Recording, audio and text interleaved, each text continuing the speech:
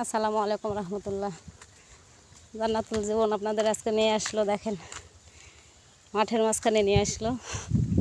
কারণ আমাদের এলাকা এটা নসরতপুর আদমদিঘি বগুড়া। আজকে 24/4/2025 তারিখটাও বলে দিলাম। তো কয়েকদিন যাবৎ প্রচুর রোদ, অনেক গরম, মানে মাথা নষ্ট করা গরমে মানুষ তো একদম কথাই বলে না, হা হয়ে গেছে এরকম। রাস্তার মাঝখানে যদি ডিম দেওয়া হয়, সে ডিমটাও ভাজি হয়ে যাবে, কারণ অনেক রোদ যাচ্ছে। এর ফাঁকে যে এটা হলো আমার জমি, আলহামদুলিল্লাহ জমির ধানও পেকে গেছে, আর কয়েকদিনের মধ্যে কাটা হবে। তো বাজারে গেছিলাম, তো গরম দেখে আমারে একজন কিছু গিফট করলো, মানে ঠান্ডা খাওয়ার জন্য ঠান্ডা কিনে দিল। তো দেখেন আপনাদের দেখাচ্ছি, একটু ওয়েট বের করি। দেখেন বাজারে দেখে এটা একজন কিনে দিল, বলতেছে প্রচুর গরম পড়ছে, এখানে খান। তো ওনার দোকানে গেছিলাম, তো ওনার দোকানে গেছে এটা কিনে দিল। এগুলো এই করলো, মানে প্রচুর গরম তো এই কারণে এই হলো অবস্থা। আজকে আমি আবার ডিমও কিনলাম। ডিম আজকে নিল 40 টাকা হালি, তাহলে 10 টাকা পিস নিল।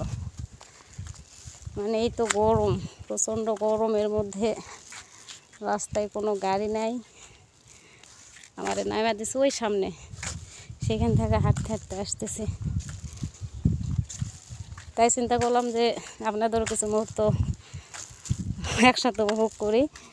তো দেখেন কথাও বলতে পারতেছেন না ঠিক মতো, কারণ অনেক আগে গেছি আমাদের নসরতপুরে। আমি যে কাজে গেছিলাম, একটু ব্যাংকে গেছিলাম, অনেক চাপ, মানে অনেক লোকজন, অনেক ওয়েট করার পর কাজ শেষ হলো। সেখান থেকে আরেক জায়গায় গেলাম, সেখানে কাজ শেষ করলাম। তো তারপর তো এই তো গিফট দিল, মানে ঠান্ডা খাওয়ার জন্য ঠান্ডা কিনে দিল। তো আমি কিনতে পারবো না, কিনতে পারবো অবশ্যই, কিন্তু আমি এখন ওরা যদি কিনে দেয় তাহলে আমার কী করার বলেন। এখন বদমাইশগুলো কিনে দেয়, এটা তো আমার করার কিছু নাই, জোর করে দিবে ব্যাগে। সব জায়গাতেই যদি আমি হাটে বাজারে যাই, ওই মাছওয়ালারা আমার মাছ না নিতে চাইলেও আমার ব্যাগে ভরাই দিবে, গোস্ত না নিতে চাইলেও ব্যাগে ভরাই দিবে। তো এখন এটা আমার কি করার? এটা অনেকে অনেক কথা বলে, তো আই ডোন্ট কেয়ার কে কী বললো, এটা আমার দেখার বিষয় নাই। যার যেটা মনে হয়, যেটা বলতে মন চাই বলুক, এটা আমার কিচ্ছু যায় আসে না। তো এটা হলো আমাদের গ্রামের এলাকা, মানে মাঝখানে রাস্তা, দুই ধারে মাঠ, মাশাআল্লাহ অনেক সুন্দর।